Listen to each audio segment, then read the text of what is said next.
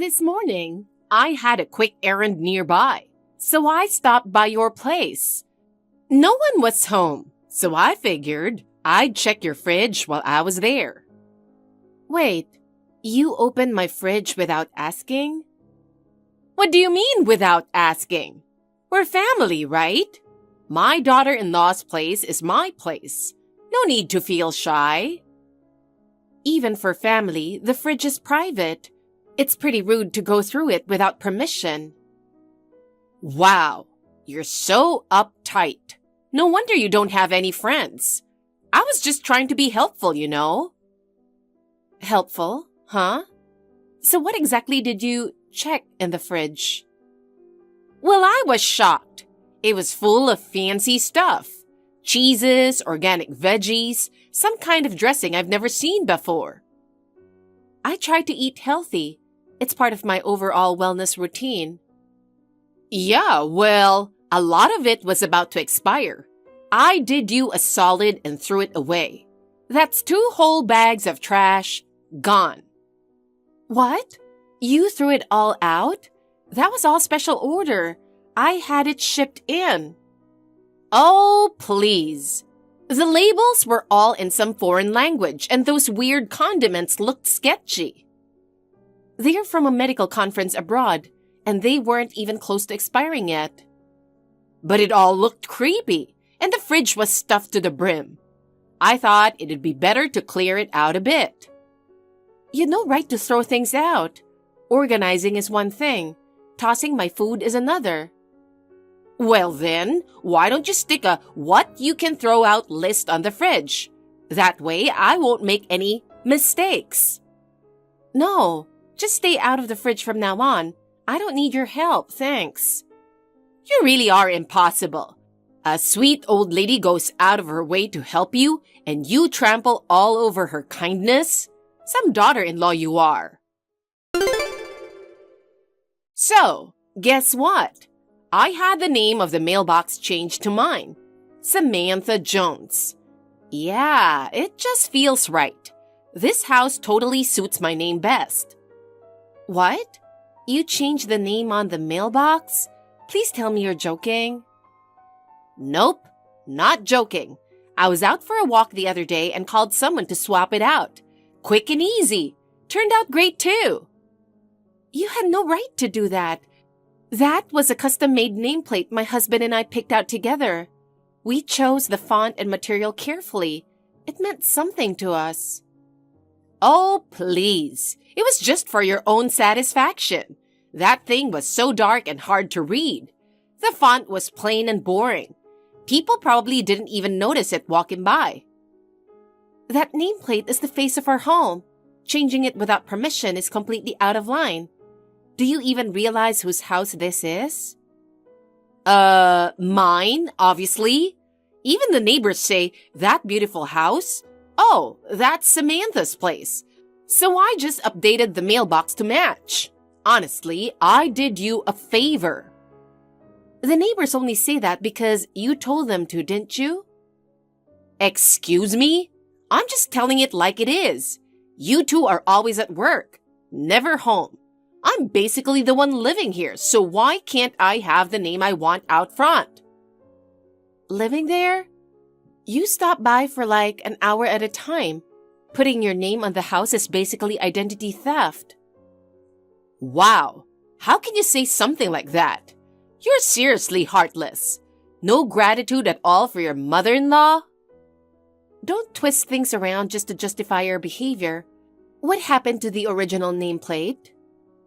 Oh, that? I threw it out on trash day. It's probably in an incinerator by now. You're not seriously saying I should have kept that thing, are you? It was so tacky. Unbelievable. That nameplate meant a lot to us. You threw it away without even asking? You really think that needed a whole discussion? I did what I thought was best for the family. Everything I do comes from a place of kindness. Well, that kindness of yours keeps hurting people. This time is no exception. I've got some wonderful news today. Just had to share. Good evening, Samantha. Did something good happen? Oh, yes. I cleaned up your yard for you. Wait, what did you just say? No way. Don't tell me you actually... That's right. I ripped out every single plant you so lovingly put in. It was back-breaking work. Even with gloves on, my hands hurt. You should really be thanking me. Why would you? How could you do something so awful? I just wanted to make the house more beautiful. Because you get on my nerves. Always acting like you run the place. So smug and full of yourself. I can't stand how obvious it is that you're trying to win people over with flowers. I worked with a landscaper friend to have it all done in time for move-in. My husband and I talked it over. We wanted to create a space where the whole family could spend time together. Family, huh? That flower bed was just taking up space. Totally in the way. You two are all about appearances, but there's no real substance behind it. I thought you liked plants. I just wanted you to enjoy the seasons and feel more at home. I really, truly thought you'd be happy. Like, I'd ever be happy about that. You clearly don't understand me at all. Why would I appreciate some backyard built entirely for your own self-satisfaction? Wait, do you not like flowers? Or maybe working with soil just isn't your thing? It's not about liking flowers. Don't reduce it to something that shallow. The problem runs deeper than that. You really don't get it, do you? Who even asked for a giant high-maintenance yard like this? Luxury is a sin. For someone like me, just a regular person, this kind of space is suffocating. Luxury? It's just a basic lawn and a small flower bed. Nothing fancy. Most of it came from a local garden center. I just thought it'd be nice if caring for the garden helped spark more family moments. But if it made you uncomfortable, then... Whatever. Can you just shut up? Here we go again with the long-winded explanations. I've had it with your whole perfect daughter-in-law routine. You two and your weird doctor's act, always putting on airs, a brand new house with a big yard. Just that alone is enough to make people hate you. You're looking down on us normal folks. That's not what I meant at all. I never wanted to upset you or show off or anything like that. Then tell me this. What's with that massive tree smack in the middle of your yard? It practically screams, "Look at us, we're different." You mean the symbol tree? It was designed to blend naturally with the space. Symbol tree? Are you kidding me? That thing's just one giant monument to your ego. It's so obvious you just want to flaunt your fancy house. You seriously have no sense of tact. That tree doesn't say graceful home. It says arrogant homeowner. It's downright embarrassing. I just thought a tree in the yard might bring a little peace and calm. Watching the leaves sway in the yard, sitting under its shade, I wanted it to be a soothing space. Well, I don't get that feeling. Not even a little. That tree is nothing but a big nuisance. And it's not just me, you know. My senior club friends are here too, and every one of them said, "What an eyesore." Your friends? What do you mean by that? I mean, I'm literally having a barbecue in your yard right now, with everyone. Took a lot of prep, but hey, this big yard sure comes in handy. Wait, you're in our yard? I didn't hear anything about this. And why should you? I'm your mother-in-law. I don't need to report or ask permission from my own daughter-in-law. This is my right. Well, maybe, but it's still someone else's property. Oh, please. You guys built this fancy house just to show off, didn't you? So I figured I'd help you make the most of that oversized yard.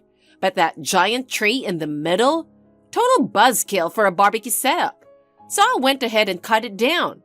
Yup, fired up the chainsaw myself. Super satisfying. Wait, What? You actually cut it down? I can't believe this. That tree was chosen by our gardening designer as a special gift to commemorate our move-in. So? Not my problem. I just did what made the most sense functionally. If something's in the way, you get rid of it. Simple, efficient. Sure, cutting it down was tough, but that cold beer afterward? Totally worth it. Felt like a reward. Are you seriously still having the barbecue right now? Isn't it disturbing the neighbors? Why? Is that a problem? Samantha, it's getting really late and your voices are loud. I really think you're bothering the neighborhood. Could you at least lower the volume a little? Do you have any idea how long it took me to cut that tree down? I got held up with the work, so the barbecue started late. Don't expect everything to go exactly on schedule. It's your fault anyway for planting that thing. The delay was on you. So in case anyone has an issue, just tell them, sorry, my mother-in-law was a bit loud, and give them my apologies. Wait, what? That's not fair. I didn't even know about this barbecue. I never gave permission. Oh, and by the way, those neatly stacked logs by the house, we're using those for the barbecue. No point letting them sit around when we can light them up and enjoy the night. Wait, do you mean the firewood by the fireplace? We've been drying those out carefully to use in winter. Yeah, those. You'll never get through all of them anyway, right? Might as well put them to good use today. Still, I gotta say, a house with an actual fireplace? Wow, you guys really live in a whole different world. So over the top. Fireplaces are nice in winter. They warm you up from the inside out. They're less drying than heaters and actually better for your health too. That's what rich people tell themselves. To regular folks like us, your life feels totally out of touch. Like, come on, always showing off your stylish, high-end everything? Your obsession with details is just obnoxious. Honestly, your whole existence is one big flex.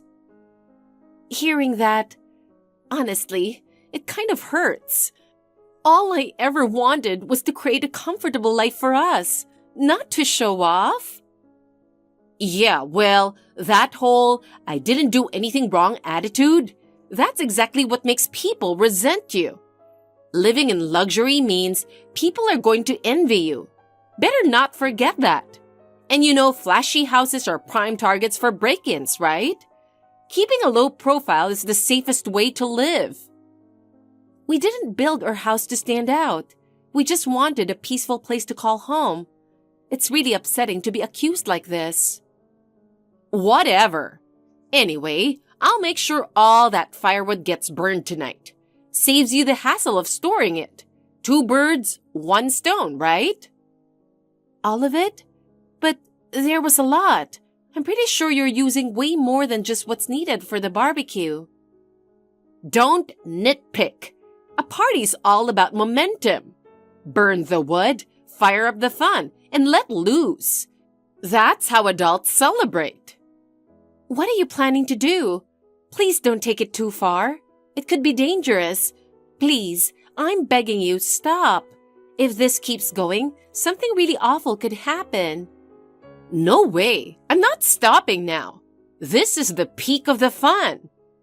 Samantha, please be careful with the fire. It's seriously dangerous. Right now, I'm way too busy managing the flames and keeping my beer nice and frothy. No time for your nagging. Later. I'm Cora, 39 years old. I married my husband 3 years ago. He's a fellow doctor and used to be my colleague. It's not that we didn't want kids, but with getting married later in life and both of us constantly busy with work, we just never had the chance. So now it's just the 2 of us. From the beginning, my mother-in-law Samantha never seemed too happy about me being a doctor. Not long after we got married, she started calling and texting constantly asking, "So, when are the kids coming? But lately, something about her behavior has felt off. She lashes out over the smallest things, and just like her latest WhatsApp message, her erratic actions and outbursts are making me wonder, could this be dementia?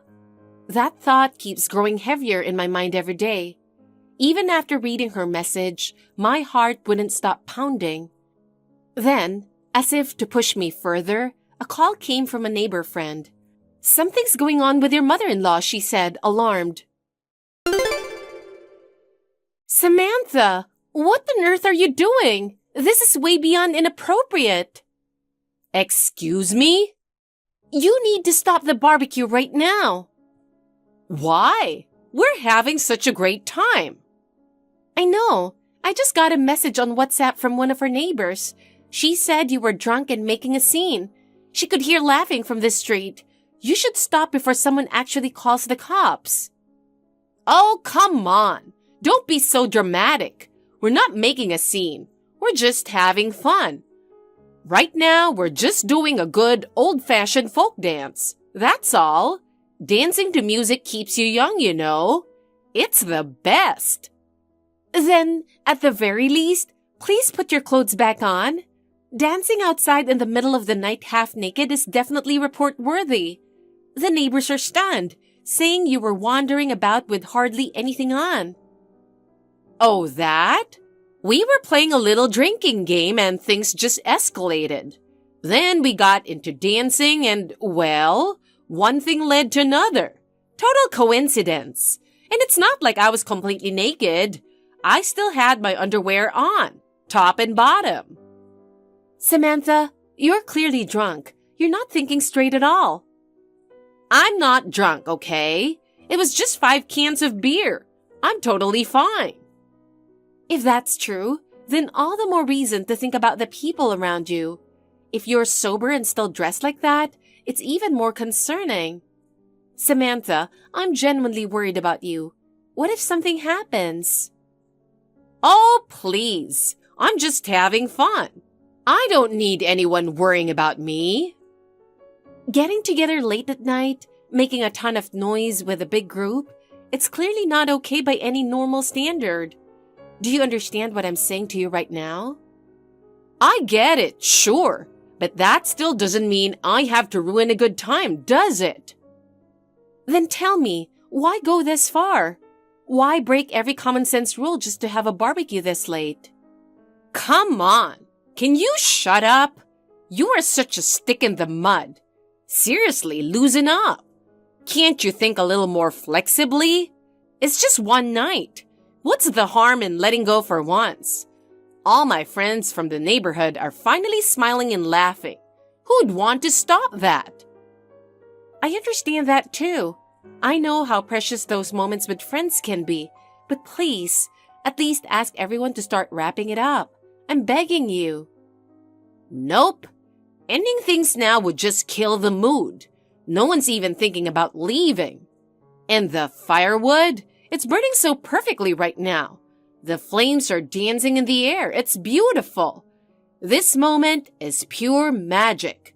It's the perfect campfire night." "You used all the firewood for that? You really turned our yard into a full-blown campsite?" I was speechless.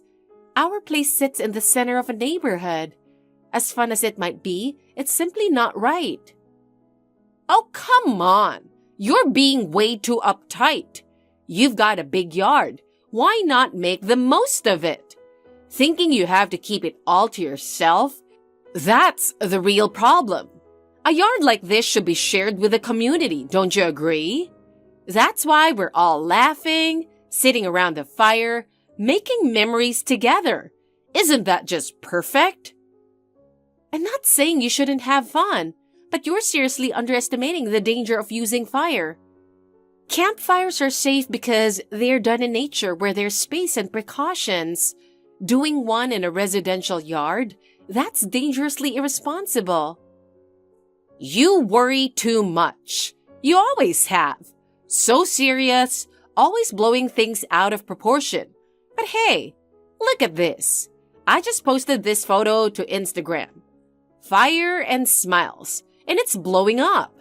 I got 10 new followers in one night. That's never happened before in my life. I'm so excited. My hands are shaking just holding my phone. Wait, you posted that to Instagram? No way. In the photo, there are flames reaching almost to the roof. This isn't just reckless. It's a near accident. Take it down right now. Oh, you saw it? Isn't it amazing? The pic came out perfect. Totally Insta-worthy. People who love flashy posts are loving it. There's nothing amazing about it. Flames that high are flat out dangerous. Anyone can see this is beyond irresponsible. It's a campfire. Of course the flames are going to be big. A tiny flame wouldn't get anyone excited. Still, why on earth would you build it that close to the house? What if the embers flew? Just think about what could have happened.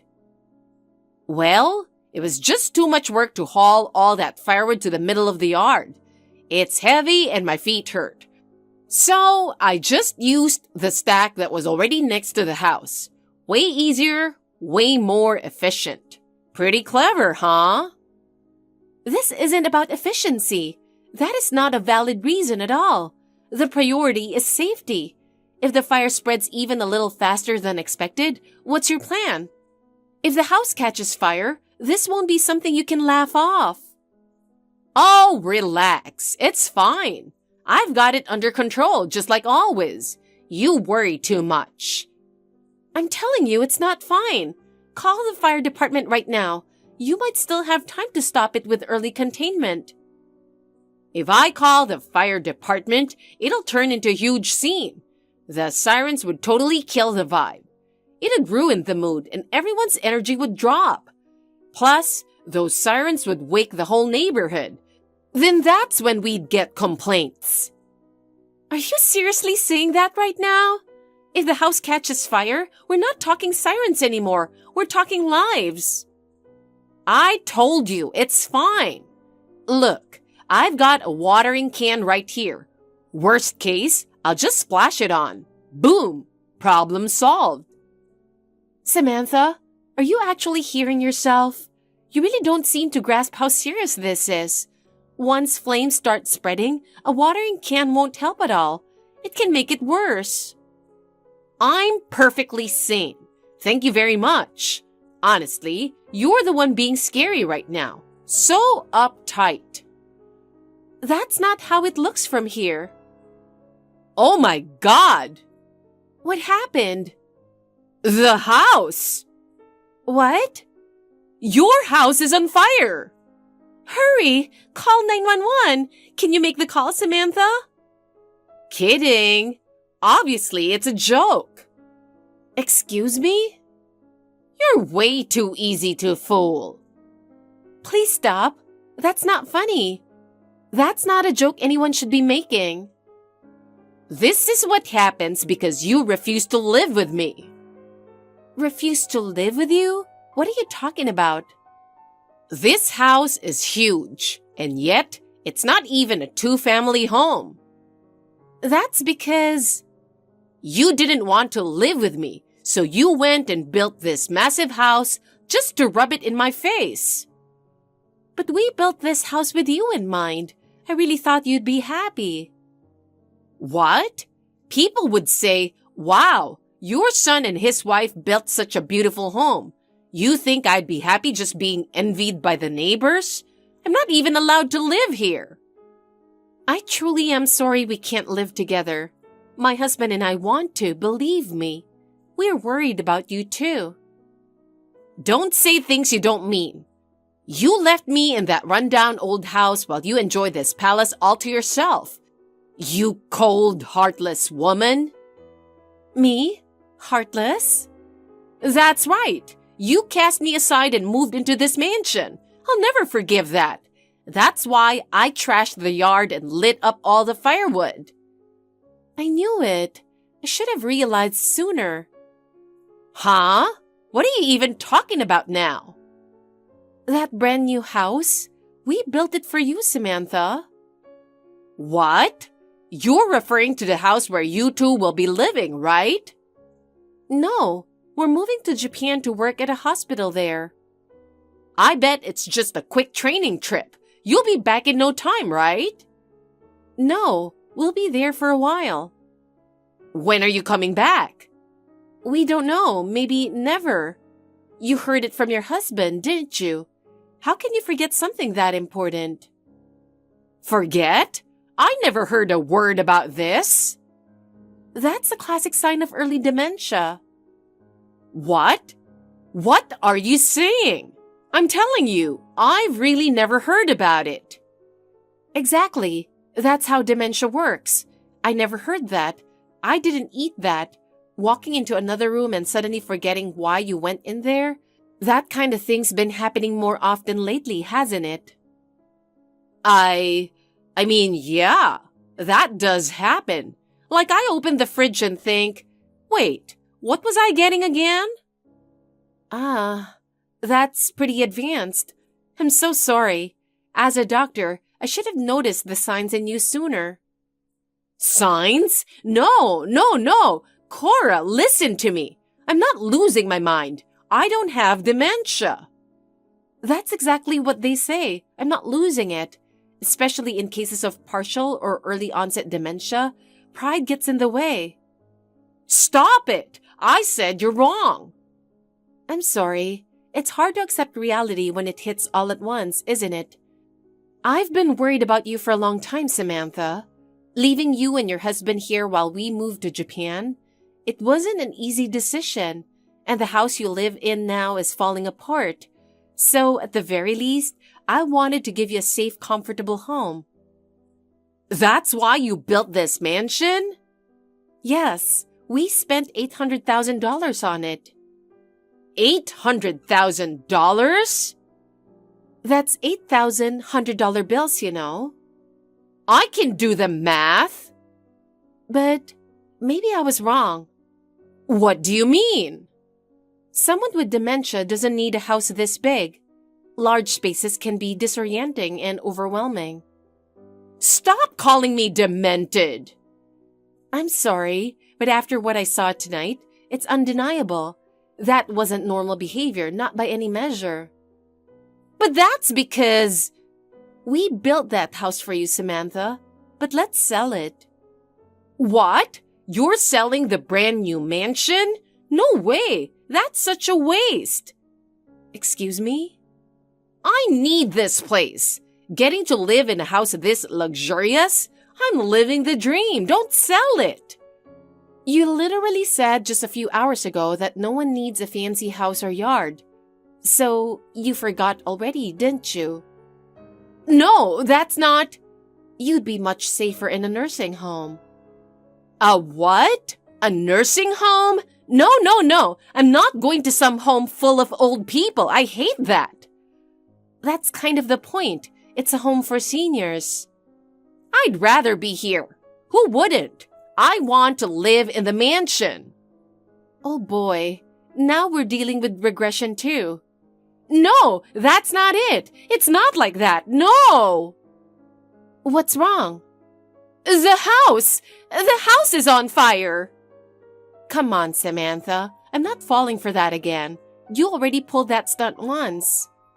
I'm serious. The flames reached the wall. What do I do? Help me! Take a deep breath, Samantha. Stay calm. How am I supposed to stay calm? Well, in that case, just use your trusty watering can. That always works, right? Don't joke around at a time like this. There's no way a little watering can's going to put this out. Cora, please, I'm begging you, help me. I wish I could, but I'm in Japan now. What? We left 2 days ago. No, I didn't know. I really didn't know. What about your senior club friends? They were just here. Wait. What? No, there's no one. This doesn't make sense. I could hear their laughter just a moment ago. Why? Why am I all alone? A few days after that night, a friend reached out to me. Your mother-in-law ended up all over the neighborhood Facebook group. She seemed to be the one responsible for the fire, dressed only in her underwear. That's what she told me. I didn't know whether to be shocked or say, well, that makes sense. By the time the fire department arrived, the flames had already scorched the wall. Thankfully, a neighbor had called it in quickly, so the damage was minimal. Still, the yard was destroyed, and curious onlookers and news vans swarmed the scene. As for Samantha, they found her crouched behind the stump of the cymbal tree in her underwear. After all that smugness, she chose to hide when it really mattered. Honestly, it was pathetic. Later, a full medical exam showed no signs of dementia whatsoever, which meant every outrageous thing she did was just her being herself. When her husband found out, he exploded and slammed down divorce papers. And to make things worse, she was charged with gross negligence for starting the fire. She kept shouting, it was just a little fire, but the law didn't care. After she got out, I handed her the bill for all the repairs. No discounts, of course. I even added extra for the hassle. She looked like she was about to cry, but I said nothing. Now she lives alone in a rundown apartment on the edge of town. The rent's cheap, but you could hear everything through the walls, and there's no hot water. Well, she brought it on herself. Meanwhile, my husband and I are busy but fulfilled, working at a hospital in Japan. And as of now, we have no plans to return to America.